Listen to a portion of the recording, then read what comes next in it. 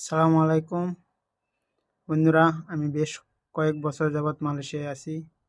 আর মালয়েশিয়ায় থাকার সুবিধায় কিছু মালয় ভাষা জানি, যেগুলো আপনাদের মাঝে শেয়ার করলে অনেকেই মালয়েশিয়ায় নতুন আসছে, তাদের অনেক উপকার হবে।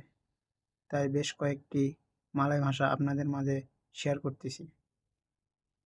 যেতে পিগি, আগে ডুলু, চাই মাও, পানি আইর, প্রেম চিন্তা, আমার আকু, বন্ধু কাওয়ান, চাকুরি বা কাজ কির্জা, জানা কেনাল, সাবান সাবুন।